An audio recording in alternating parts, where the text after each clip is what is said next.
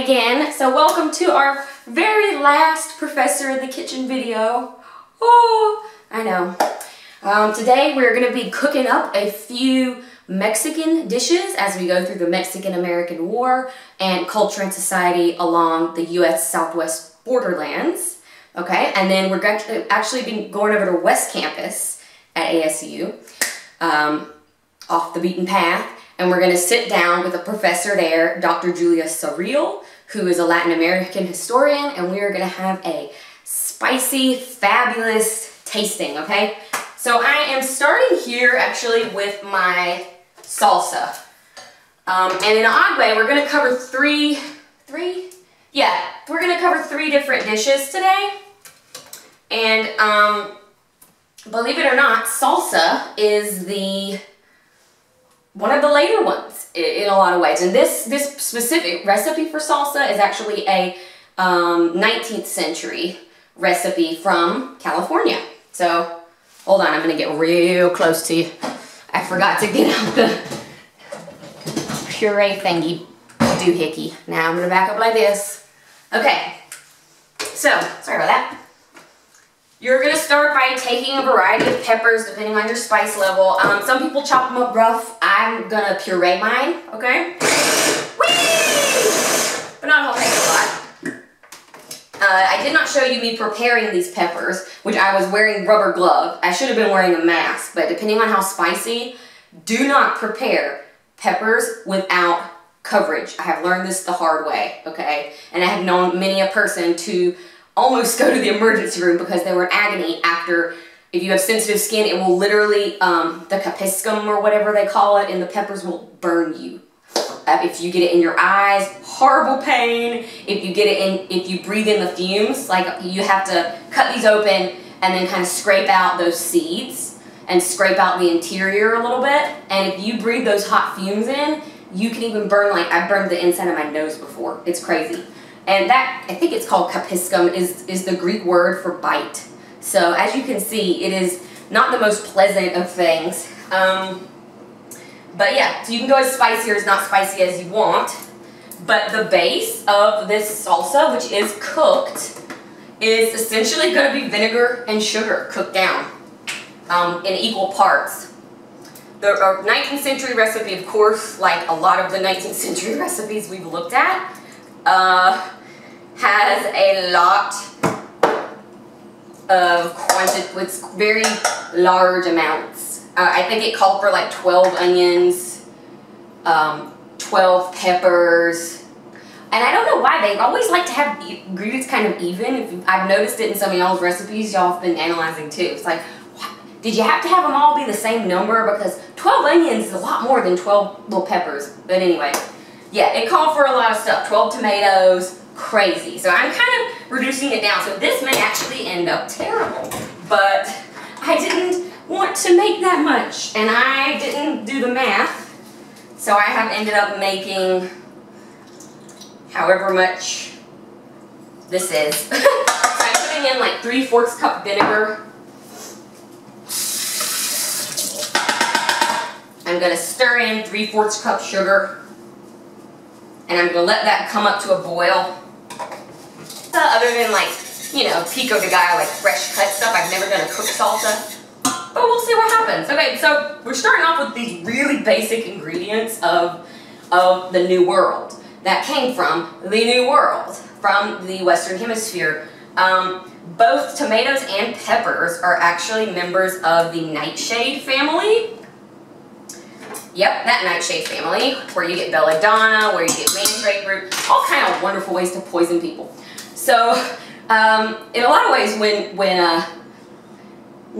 Europeans came over, they figured this out. They were a little bit hesitant to eat tomatoes. So, as you find out in your research, tomatoes were often a late addition to European cuisine. But as far as indigenous cuisine, Aztec, Incan, Mayan, you know, they ate tomatoes. But it did take some domestication. So, let's see, I wrote it down. Tomatoes, or no, chilies from that same family were actually domesticated, so the poison was essentially bred out of them, and they were edible by like 5200 BC. Tomatoes a little bit later at 3000 BC, but you know, they got it going. So salsa as an actual like thing that you know as salsa today that you get with your chips in a Mexican restaurant is kind of, that is sort of the Anglicanized version of salsa. Salsa has always been literally a sauce in Mexico. It's like, think about it like ketchup or salad dressing. It's a condiment. And originally, Aztec people would, the elites would often put this on nice cuts of meat as like a little bit of dressing for flavor. But it would come in a similar combination with those chilies, those tomatoes as a base.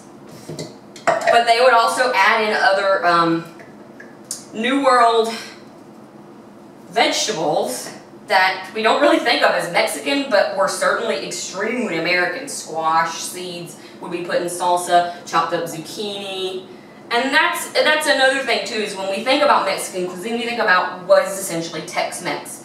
Also what came from the northern border influences. So of all the things, you know, of all the Mexican foods that we eat, we really only get a small variety of what's actually available, and Mexican food has such a great diversity that we really are quite limited in what we taste. So if you ever get a chance to go to like a Oaxacan Mexican restaurant, to go to a Jalisco-based restaurant, you can see how incredibly different and diverse this food actually is, and it goes beyond burritos and tortillas and beans and rice, you know? Okay, so I am going to puree this all up, put a dash of salt, a dash of allspice, and I'm just going to let it sit there and reduce down, and we're going to have salsa. Yeah, pretty easy going.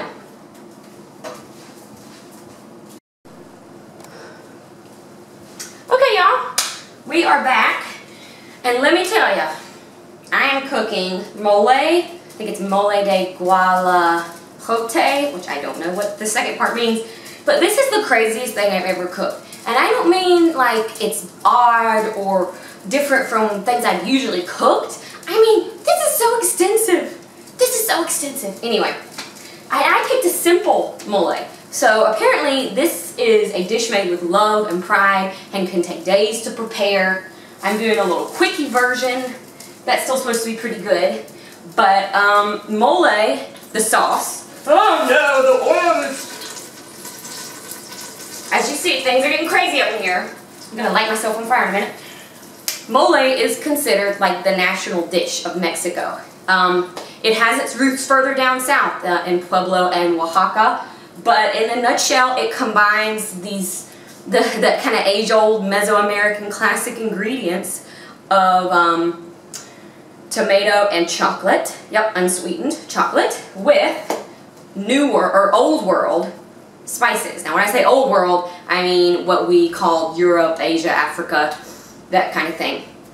And so this was very much an amalgamation of East meets West, Spanish meets Indigenous, and it's called like the national mestizo dish. It's kind of a symbol of Mexican ethnicity in a lot of ways. It's traditionally, this one I'm doing, this mole is made with turkey, which was an indigenous animal, but turkey is off season here.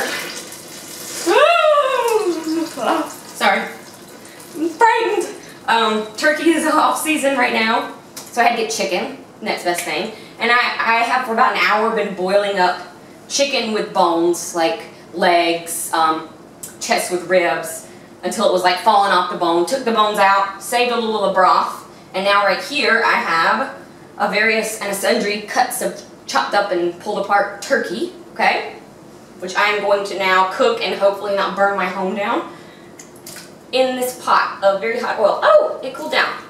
Okay, now we're gonna, ew, that was a yucky piece. We're gonna throw this piece like this, in the sink.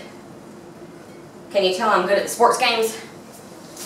So we're gonna let this kind of fry up just for like a couple minutes or so. not very long. Got my salsa still going. That's actually almost done. And yeah, so the mole has very mysterious beginnings. We think it had its origins really in pre-contact time, but this legend goes that there was a convent in Puebla, down south, which, like I said, it's either rumored to be from Puebla or Oaxaca. We don't know where. And this convent, the archbishop in the 1600s was coming to visit all of a sudden from Spain, and the nuns are like, what are we going to give this guy? And they're like, oh crap, let's just throw everything we have from the pantry into a pot with some turkey, and let's do that. And that's what they did, and that's the strange combination. Now again, that's the legend. Probably more likely that with chocolate and tomato being such a big part of Mesoamerican dishes that it was a little more planned than that, okay? So we're essentially going to be just frying up this turkey meat like a little bit on a reasonably high heat and oil to give it a good sear. I mean, it's already been cooked, but it just gives it a little bit better of an edge. So I must tell you, traditionally these dishes are made with pork lard, and at the Mexican grocery store that I went to last night, there was indeed big, huge things of pork lard, but I just couldn't bring myself to buy it, y'all. It was disturbing. It was too disturbing, even for me, and I'm from the South, to buy a big thing of pork lard. And like the solid fat had separated from the pinkish, kind of bloodyish, liquidy fat, and it was very traumatic to see. So I'm sure it would give a phenomenal, more authentic taste, but I'm just going like regular oil. Next best thing is canola oil. You could also do olive oil if you're a little more health conscious. So yeah, we're just not going to go there. So next while this is frying up, let me tell you a little bit about the ingredients here. We have got a lot of different things, okay? Old world, we've got raisins. We've also got over here some old world spices like nutmegs, sesame seeds. We have, I think, what else did I put in here? Cardamom, like coriander, that kind of thing. So a lot of these older world spices, imported spices that would come in with the Spanish. We've got a cut up tortilla. Of course, we've got a variety of peppers that have been soaking in water for an hour. They're not dry, but the recipe said soak in water for an hour. So I was like, all right. So we have very wet peppers. We have tomatoes, and then we have the addition of nuts. Oh yeah, garlic and onion, if I hadn't said that. And pretty much, you're just going to puree all this together. Okay? You're going to puree all this together. Take the turkey out. You're going to then put that puree mix into that fat that's left over from the turkey for a few minutes to let it kind of fry up in that way. So healthy. Then you're going to put the turkey back in. You're going to put some of the broth you saved, a few cups back in, depending on how thick you like it. And eventually you're going to add in salt, pepper, and the critical ingredient, which is bittersweet chocolate. So we're kind of moving back in time here, and the final thing I'm going to be making is going to take us way back, believe it or not. So I'm going to go ahead and get this going, try not to, again, burn my house down. Long story short, my mother burned our house down when I was in high school on prom night. Trivia. Professor Trivia. So I don't want to carry on the family tradition. I'm here cooking up our final thing, which is a traditional Mexican drinking chocolate. So yeah, believe it or not, chocolate for thousands of years was not eaten, it was a drink, it was a beverage. Though we know it was often a regular drink for the elites in society, we also know that it was a special occasion thing too. So people would often have a cacao tree in their yard, and that is where chocolate originally comes from. You essentially take the cacao bean or nut, what have you, and you take the nibs and you process that into, I only know general specific general, but you process that into an actual liquor. Not like an alcohol liquor, but like a candied liquor, a syrupy liquor. And from there, if you let that liquor harden, it becomes pure chocolate. Yeah. And it's very bitter. Think about like the absolute crazy, darkest, most bitter chocolate, like almost like eating baker's chocolate. But it was considered a very special drink, especially among the Aztecs. It was because of the caffeine and the throbamide qualities in it. It would be given to sacrifice victims before they were sacrificed. Sometimes even with a little human blood in it to drink. It would be given to warriors to keep them up before battle. And then the Spanish came along and were like, hey, let's, at first they didn't like it. I mean, it was presented to Cortez, and he thought it was weird. But then they realized that no, they could add sugar to it, they could add milk, and they could make it something a little bit more Anglicanized, a little bit more palatable to them, or Europeanized. But you can see the elements of chocolate that are in so many different, especially southern Mexican recipes, even to this day. So right now I am making what's called, gosh, I'm going to butcher y'all the Spanish stuff today. I'm bad at foreign languages. Champorado, I think. And it's literally chocolate elote, okay? Which elote was, it honestly reminds me of grits. You take processed cornmeal from that nixtamalized corn that we talked about in the Indigenous Food Week. You would take that, it would be ground down with a mortar and pestle, and then you would cook it like grits on the stove, slowly adding water to it to thicken it, like I'm doing right now. And I found it at the Mexican grocery store. Ooh, ooh, Maseca. So that's what we're doing. I'm letting it thicken up, okay? And then I'm going to add in some of this, about half of this piloncillo, which it's a little sugar tower. It's a little sugar tower. Okay? You're gonna grate that and then add half of that in and add one of these actual like Mexican chocolate bars. You can tell it's a Mexican chocolate bar because it's got abuelita on it. See that old white lady? And it says on the back that the grandma image is a trademark of Nestle in Switzerland. But anyway, this is what was recommended by all the various recipes. I saw this brand, so you know I'm going with it. If you want to be really hardcore, you can get this kind of drinking chocolate tablets at different places, like chocolatiers, that sort of thing. You can get this Maseca at a lot of Mexican grocery stores, which is where I got it. So I'm going to cook this up. Then I am going to add in a little bit, like a half cup of milk. I'm going to add in the sugar, add in the chocolate, a little bit of cinnamon. And there you go. Traditionally it's kind of foamed up before you drink it. And then we're going to throw everything in a bag and we're going to run like this to get to the tasting, because the mole has about killed me this morning. Cooking away is about killed me. So I'm a little behind, but we're gonna go, we're gonna do it. All right, see you at the tasting. So I'm here with Dr. Julia Sarreal for our tasting for our Mexican-American War Week. So Dr. Sarreal, if you could just introduce yourself here at West Campus and tell us a little bit about your research specialization. Hello, I am a historian of Latin America. My focus is on further south in Rio de la Plata region, Argentina, Paraguay, Uruguay. And my first book was about the 18th century, focused on the 18th century, and looked at missions and the Guarani Indians and how they were incorporated into the Spanish Empire.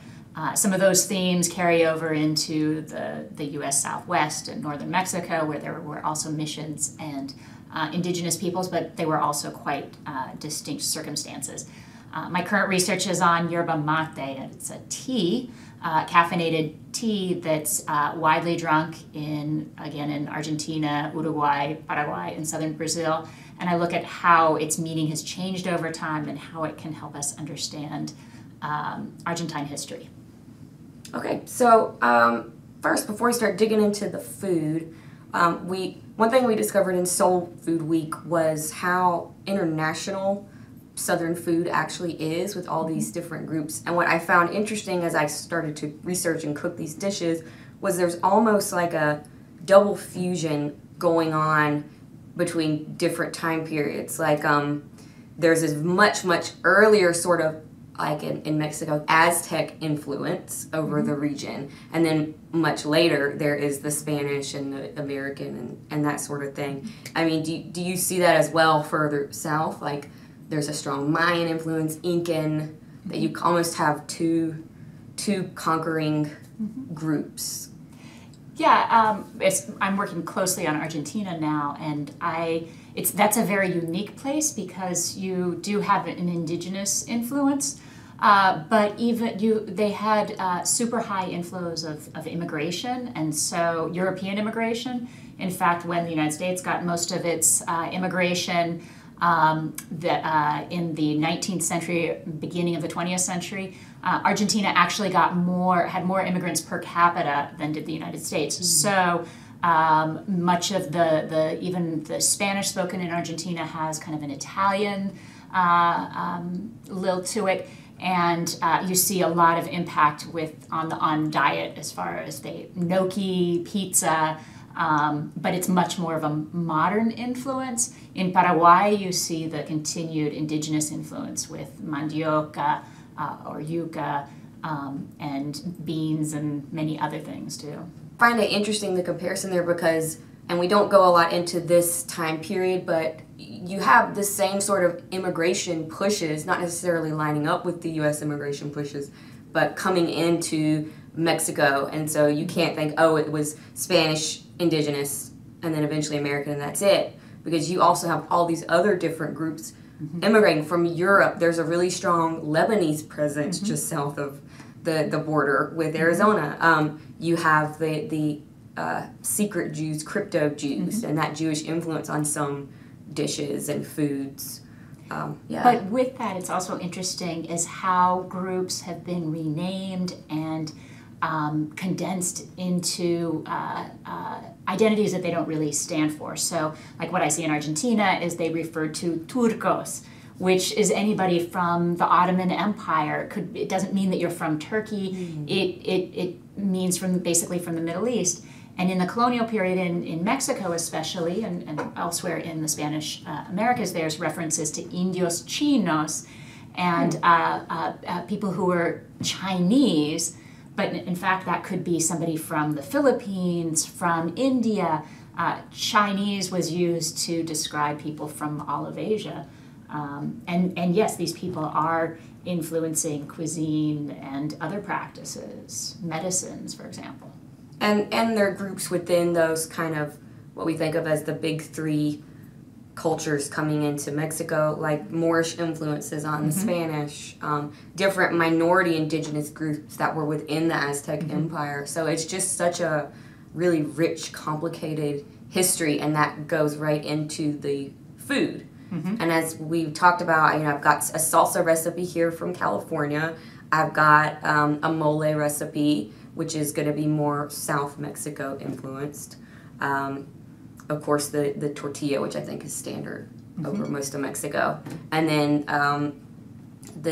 I don't know a whole lot about the chocolate drink that we'll be having, actually, because I thought that was predominantly further south. But from the records I'm seeing, that was kind of, especially people coming in, that was sort of a way to show your status, if you could offer a cup of hot cocoa. Chocolate was kind of a prestige, some would say kind of a vice. But wherever you see missions in the colonial period, and you look at their records, they have recordings of chocolate, and that the priests, and again, most of these priests are coming from Europe, that they really like chocolate. And so chocolate we see in as far south as Rio de la Plata, Argentina, Paraguay. But yeah, chocolate was, and that really did have an interesting evolution. Marcy Norton has written a book about chocolate and tobacco, and has really done a lot of work about how Spaniards adopted. We tend to think of chocolate as something we have with Hershey's bar, or it's very disconnected to its indigenous past. But in fact, what she shows is that Spaniards, when they adopted chocolate and also tobacco, that they took on a lot of the meanings and understandings of chocolate that the indigenous peoples had. So it was a prestige item, and that it had religious significance, and the way it was drunk. And only more recently have we changed it, getting rid of the chile and having milk chocolate, for example. But you see today a lot of fancy chocolate bars having chile added to the chocolate bar, so we're kind of going a little bit back. Yeah, and so I think that brings us to, we can start tasting, and I cooked these sort of in time and worked my way back, because as I told the class, chocolate has such indigenous roots so far back. Mole has really become that classic, the mestizo dish or what have you, and then the salsa is just straight up like a California kind of Anglo settler recipe. So we'll start with the salsa here, which is a cooked salsa. It might be, I've tasted it a little bit, and it's strange. Did you use the I forget the name of it, the mortar and pestle with the... Oh no, I didn't get that hardcore. But it's very like sweet, and it's almost like a chutney in a way. It is. And does it have it doesn't have cilantro, right? Mm-mm. And that's something that's kind of surprising. I associate cilantro with salsas. The recipe was very basic. It was tomatoes, some kind of pepper, onion, and then you boiled it with vinegar and sugar and reduced it down. Okay. And then a little bit of like a little allspice, and that was it. Very simple, mid-19th century. It tastes like it has pineapple. That's what I was thinking, kind of tropical, the sweetness. Yeah, sweetness with the vinegar. Very sweet compared to like the salsa you'd get in a Tex-Mex restaurant. And as I was telling Dr. Sarreal earlier, that I got most of this stuff from a Mexican grocery store, the ingredients, and the tortillas as well. And if you ever have a chance to have like a fresh tortilla versus just the one that's in the grocery store, go for it, because I feel like it's just night and day in the taste. Especially if you can get it hot, like just, done that day. One of my fondest memories when I took a year off when I was in college and traveled in Mexico and Central America. And one of my fondest memories was I don't remember where it was, but in the countryside. The mother and her daughter sitting there making for it seemed like hours making tortillas, and we just ate them, maybe with chile, but maybe even just plain tortillas, and they were absolutely delicious. Really, the tortilla was like a tool to scoop up stew, and we've seen that with soul food, with cornbread. You see that back in Africa with fufu. It seems like each like foodway has their own food tool, And it's interesting because I think a lot of Americans associate the tortilla with Latin America, and any sort of Spanish American food has tortillas. Well, it's pretty much Mexico and Central America. The tortillas in South America, you don't have tortillas, and in fact, in Spain, if you order a tortilla, it's potato. It's kind of like an omelet. It's potatoes and eggs. So in Paraguay, what they use, they don't have tortillas. They do have a lot of corn products, but what they use as their kind of base of their meals is mandioca. Just boiled yuca is what they use as their what do you call that? Their main sustenance. So let's move up from conquest time into kind of the mission period. And we talk a little bit about in the lectures this week, like the importation of European ingredients and these old world ingredients, how oranges were brought over and other different types of melons. And can you talk more about the influence culturally of the missions throughout like northern Mexico, especially? Well, I'm most knowledgeable about the missions in Paraguay, so I will talk a little bit more about them. Yeah, missions had a huge impact throughout Latin America, Spanish America. And they brought together dispersed groups of people into communities. Sometimes they were as large as several thousand Indians and two priests. In the case of the Guarani missions in South America, and you see in the missions both the influence of the indigenous foods and also the Spanish and European foods. One of the things that I wanted to add to the list of European foodstuffs that had the most impact was animals. So beef, sheep, pigs, chickens. Those had a critical role in missions. And what we see with the Guarani missions is that, and I believe this was true with any missions, is that the priests wanted the Indians to stay in the missions because they had more control over the Indians in the missions. They could teach them Catholicism, make sure they didn't have any idolatry, make sure that they weren't practicing polygamy when they were in the missions. And so indigenous peoples were, and especially in the U.S. Southwest, what isn't today the U.S. Southwest, that they were semi-nomadic. And the missionaries wanted to keep the Indians in one place, and so they could replace hunting and the highly valued animal meat with cattle, especially with cattle. So cattle were really, really important in the missions.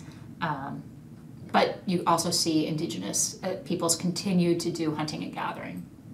And I find it really interesting how, and we of course see this also when assimilation's taking place in the Southeast, how there's not an adoption of one or the other, but there's rather kind of this distinctive merger. So could you talk a little bit about sort of Mexico's own version of Catholicism and how that's kind of enmeshed with indigenous belief? Well, I think one of the most excellent opportunities for those of you who are in the Phoenix area is, without having to travel very far, is to see some of the Yaqui celebrations in Guadalupe here. And so in Guadalupe, I've seen the Easter celebrations, and they are absolutely incredible, and I feel like I'm traveling somewhere in Latin America when I've been there, because they combine the native deer dance, which clearly has nothing to do with Catholicism. In fact, goes against much of Catholicism. And so you have the native deer dance, but then you also have this whole reenactment of the crucifixion of Christ and what transpired with that, but also with the indigenous kind of slant to it. So the people bring masks and create these ornate masks, which they then burn. They have scarves. There's a combination of Catholicism and native beliefs that continue today, and it's performed right in front of the Catholic Church in the community. And so we can visually see how native beliefs, especially religious beliefs, persisted despite the priests, of course, wanting to get rid of all of that, those practices and those beliefs. And if you ever want to go, if you're in Phoenix and want to go northeast, you can go see this same sort of merging at different pueblos. Like, I highly recommend visiting Acoma Pueblo, Sky City. It's beautiful, but they have also kind of blended the traditional Corn Mother with the Virgin Mary. They do a lot of rituals, and I even went to it was supposed to bring the rain, which it actually did bring the rain. It was crazy with drumming, and the people had corn pollen covering their bodies, but they had these very old ceremonies on Catholic feast days, which was really interesting. And the Pueblos would get together for those feast days, and they would often have a special mass, and then they would have the day of the drumming and the dancing. And about excursions in the Arizona area is also further south is San Javier de Baak, which was the location of one of the Catholic missions, and you can visit it. Is that near Tucson? Yes, it's right outside Tucson. I have been there, and you come in down that highway, and you see this beautiful white I mean, it's amazing. It's a beautiful white Oh my church. gosh. It's still used by the local population. And then you can also, it depends when, but Tumacacari, if you go further south on the way to Nogales, there's a turnoff for Tumacacari, and there's a national park, I think it's national park, state park, that's the Tumacacari Mission. And so you can see the church is not maintained in anything like the condition of San Javier de Baak. It's a park, not an active church. The San Javier de Baak is beautiful, and it's used by the people today, but it doesn't really show what life was like on a mission. You have a beautiful church, but you don't see where the people lived. You don't see how they lived. It's much more of a mix between the present and somewhat to the past. At Tumacacari, you can see the grounds. There's a little bit more of an explanation about how indigenous peoples lived. Again, you see the remains of the church, but not their dwellings. You can kind of imagine what they lived like. But tell us about the mole. Oh, yes, yeah. Well, as the students saw on the cooking video, the list of ingredients is crazy. And I actually chose a recipe that was not as intensive as some of the other ones, and I was still shocked. And it's just, I mean, doesn't it literally mean mixture? And it really is just a hodgepodge of, you've got, I mean, I would say that the base flavors that come out are tomato, pepper, and the chocolate, the unsweetened chocolate. But you've got the one that I used ground up almonds, raisins, sesame seeds, a lot of the old world spices that were really popular in Europe, like nutmeg and cinnamon, and I don't know if cinnamon's old world, is it? Yeah, I think it is, yeah. Yeah, so it's this merger of all these different foodways all kind of thrown into one pot.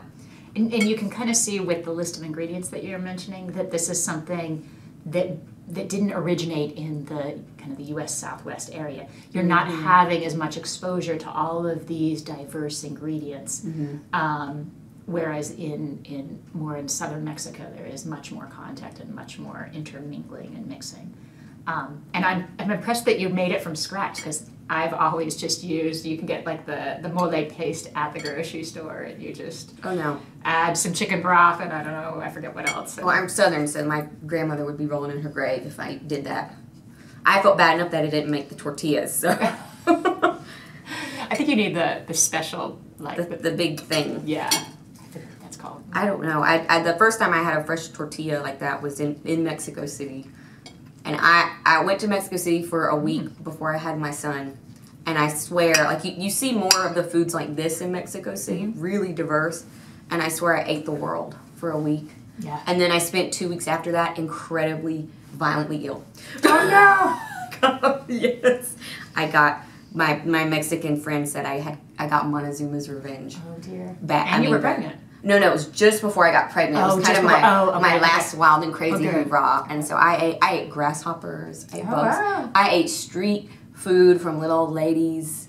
Sometimes that's the very best food you can get. It was good, and spicy pickled vegetables in big jars. Like, so diverse. Yeah. And I don't regret it. It was worth being sick. Absolutely. I felt really weird putting chocolate into this and watching it melt. It is a weird experience, but keep in mind that traditionally this chocolate is not a sweet thing. So it actually works really well. It kind of adds a earthiness, a smokiness. And it's subtle. It's not like you feel like you're biting into a bland chocolate bar or something. No. Let me ask you some questions about going into like the early Mexican republics that we're talking about, the early American Republic. How were things in the early Mexican Republic in the North? Like, how were they changing or how were they not changing? Well, definitely for Latin America in general, most of the 19th century until about 1880 is thought of as basically a lost period. That independence originated primarily from events in Europe, and there were struggles within Latin America and especially in Mexico about what form the government should take. And so, and there was a lot of destruction and lack of money for investment. So there were economic problems, there were political problems, and it was just a lost period. That there was economic stagnation, and there were continuously coups and government changes. And that was true everywhere in Latin America, but especially in Mexico. Mexico, in as far as the northern border area, as you guys have probably already learned, is that even Spain, before independence, realized that it had to start paying attention to this northern border, that the United States had the Louisiana Purchase, had purchased Florida from Spain, that they were moving and advancing. And so Spain even was concerned about that and started inviting the U.S. settlers. But really, that was taken and continued by Mexico, because Mexico was there were so many upheavals, there was so much going on that they couldn't pay attention to their northern borders. That really those northern borders were, basically ignored for the most part, and you had the U.S. encroachment, and you had a lot of indigenous peoples also struggling for autonomy, and so Mexico didn't even have the ability to pay much attention to that. And I think especially when you get up into places like Tucson and in New Mexico, when that 1848 takeover happened, a lot of people were just sort of like, yeah, okay. I mean, they were contending, and we'll go over this in the lectures this week with, Apache attacks, Navajo raids, all of this kind of stuff. Meanwhile, not really getting any support. Yeah, Mexico couldn't do much. And so they were kind of like, hey, Americans, if you want to come in and try to handle this, come on in. The question that I often pose when I'm in the on-the-ground class and we talk about and debate it, and it's a little bit broader, why during this time were things so tumultuous in Mexico, but things were not as tumultuous in the United States? Because to a certain extent, they both start out as these new kind of, oh yeah, they're not going to make it republic, and then one is able to stay pretty secure, other than that whole Civil War thing. Yeah. But so why did things go differently in Mexico? Kind of one of the standard explanations is that in the British colonies there had been more experience of self-rule, of practicing government, whereas in Spanish America there was a lot more imposed by Spain, and especially in the 18th century there was a period of often called the Bourbon Reforms, where Spain did massive reforms in its empire and tried to get more control by the crown, tried to improve its finances, and a lot of this was somewhat successful. But in part by trying to get more control over the empire, they started putting more Spanish-born officials in powerful roles in the Americas. So the heads of the military, the heads of the government, heads of church positions, all of these positions of the top levels of power were taken by Spaniards born in Spain.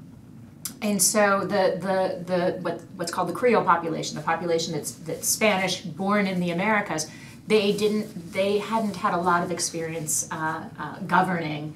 And so when independence came, there was a lot of struggles between, do we follow kind of the US model and do we have federalism, or do we have centralism? Do we continue kind of the policies, the structure of the Spanish Empire by having centralism? And there were big disputes about that. You have to remember, when Mexico got independence, they didn't go for a republic. When they first got independence, they had a monarchy. That failed, and then after this time period that we're looking at, in the second half of the 19th century, they again had a monarchy, calling over Emperor Maximilian from Europe to take over. So Mexico and much of Latin America, rather than having kind of a clear trajectory, there was all of this fighting about how was the nation to be envisioned and what was its path, and that led to this kind of period of upheaval, especially until 1880. Okay, so we will now try the drinking chocolate. Okay. Which I have never had elote. Have you? Oh yeah. And it's chocolate elote, which is very, so it's very thick. Why did you choose this instead of horchata, the rice drink? Because I didn't think about it. Okay. I wanted to do a chocolate drink, and then I looked at some different chocolate drinks. I even looked at like some of the earliest recipes where it's just not, it's bitter and it's not sweetened. But then I thought this looked nice, and I thought it was interesting that that the texture was so different than regular drinking chocolate. I think isn't this a breakfast drink? I don't know. Okay. Either way, it has a lot of sustenance to it, right? Yeah.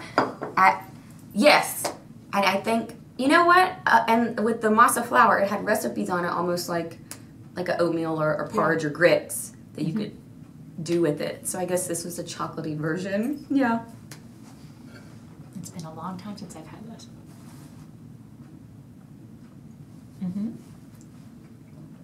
It is literally like chocolate. It's like chocolate grits. Oh, more liquidy though, right? Yeah, it's like a super ground chocolate grits. Kind of like a pudding though, too. Oh yeah, it is, isn't it? Yeah. Yeah, not like not Jell-O pudding, but like pudding. Yeah. And it's very thick. The cane sugar is interesting because you kind of it has like a twang to it, I feel like. Similar to molasses. We use a lot of molasses in some of the other recipes, and it has a little bit of a, I don't know, it's almost like a sappy pininess, like the more mapley part of syrup. I can't describe it. Less processed? Yeah. And a rumminess, but I mean, you can kind of taste all the different aspects of molasses and cane sugar, kind of how they're all related. But as I told the class that for most of the history of chocolate, it was a drink. It wasn't eaten. If you ever have a chance to go to Santa Fe, there is a traditional chocolate house there. I think it's called the Kawaka House, and they have all different recipes for drinking chocolate, and they have lots of European ones, and they're historically recreated. So they have one that Jefferson liked. They have a French version. They have an early Spanish version, but the one that I tried when I was there was, it started with the X. It was the Aztec word for chocolate. And I can't say it, and it's like XO. Yeah. And it was something that they would use ceremonially or give warriors, and it was literally like water with the chocolate nibs. I mean, it had actual nibs in it, and they gave it to you in this, I mean, it was like the tiniest cup. And they warned me, they're like, maybe you should don't, because they had two sizes, like you should start with the small. And I'm like, okay. And I think it's, I don't know if it was I don't think it was the caffeine, it was the other one, the thrombomai. It's like, I can't remember the pronunciation, but there are two different, gonna make you really hyper aspects to chocolate, and the more, what is it, cacao? The more of that, you know, that's not diluted, the more it's going to be. So it was really a stimulant. Interesting. Like, I had that, and then we went on a tour of Santa Fe, and I thought my heart was going to jump out of my chest. I've never been that hyper in my life. So, yeah, so if you decide to make this, just be aware if you do get some really, really good, pure chocolate, it's going to make you really peppy. But you can see why, on such a pure level, it would have been oftentimes ceremonial or used by certain classes. Yeah, it really ended up on that level resembling like an espresso rather than just, I mean, if you got the more diluted recipes with the sugar and the milk, it was a sweet kind of cocoa treat. But and one of the big things was making it foamy, and how women in the Mexica time is whether or not a woman was evaluated by how well she could make chocolate. And so there are images of women with pouring these big pitchers from far above into these cups and then back and forth to make it foamy. Well, even for this, they said to use a molinillo, and it was this bizarre like stick with a round and all these kind of ornate cuts in the stick, and they said to use that to make foam. I'm like, I don't know where I would even get this thing. Yeah. But yeah, they seemed like even with this drink that the foam was a key part. Yeah. Yes, my last question to you, and this is what I've been thinking about a lot, especially based on my own research of the North and of sort of Apache interactions with people in those northern areas of Mexico and in the Southwest. There seems to be like both a lot of violence and also a lot of trade and mingling and intermarriage. So how is Mexico, and I guess this applies to all of Latin America, been able to balance being mixed, or how have they not been able to balance that, especially in the 19th century context? So you mean like the pot mixed as far as racially? Yes. So yeah, that's one of the things that's really interesting in Latin America and in Mexico. And Mexico is distinct from the region where I study in Argentina. And that there, after independence created this idea of being Mexican, of being separate from Spain. And there was really, and continues kind of to this day, is an association, a pride of indigenous background. But an indigenous background being these grand civilizations like the Mexica. And oftentimes, looking for artifacts, valuing artifacts while, and this past, while ignoring the living indigenous population. And so that's definitely true. I think ignoring that Mexico ignored more of the indigenous populations in northern Mexico. But you also see that like with ideas about the Maya, and we especially see it with the Maya, looking at these great civilizations and trying to preserve these civilizations and talking about the Maya. Well, there are still people in that part of Mexico, and Which and I have overlooking students. them. I have students all the time who are like, "Oh, the Mayans, they're not around anymore," or the Aztecs. I actually had an Aztec student 2 years ago, and he's like, "People." Yeah, yeah, yeah. But Mexico started to embrace this identity that we're this cosmic race, this mixture of indigenous with Spanish. So that was part of being Mexican, and it is still to today. Whereas in Argentina, there was interest in studying their indigenous. The indigenous populations of the past, studying them a little bit in the present day, but it was very much a disconnectedness, that us versus them, that we're Argentine and those are our indigenous people, again ignoring and sidelining the living people. But Argentina embraced being white, being European, not being mixed race, whereas Mexico clearly embraced that identity. Well, and it's an interesting theme, and we've talked about this whole concept in the United States of playing Indian, and how all through the 1800s Americans, even though there probably wasn't quite as much actual racial mixing, they also emphasized their separation from Europe, that they were American, their association with the landscape, and so that's funny how it seems in the same way. So like kind of a way for people that have sort of colonizing parts of them, that the way they validate being in a physical place that wasn't originally their own, I guess. And the recipes are so fascinating, at least, and I don't know how it's that way in Latin America, during the kind of nationalist period through the 1800s, you see recipes moving away from the pretty much Spanish, French influences, and instead, bringing back a lot of those traditional ingredients for the first time. Although, there was in the 19th century, especially I'm saying this in Argentina, but I think it also applies in Mexico, late 19th, more a little bit past your time period, late 19th century, is looking to France as being the epitome of civilization and culture. And so, like some of the first cookbooks are of French food. Which is funny, because they invaded Mexico, so you'd think there would be hard feelings, but yeah. Yeah, and I guess I should say that with like a asterisk, of course, this is going to be elites in society. I mean, Yeah. indigenous food would have always been, Mm-hmm. you know, indigenous, or for working class people who wouldn't have had access to these imported ingredients. It would have been a lot different than published cookbooks. Mm-hmm. Yeah. Okay, well, I think that is about all the questions I have for you. So thank you so much for Thank you. eating food with us on camera. This was fun. Yeah. All right, and I will see y'all back in the lecture videos.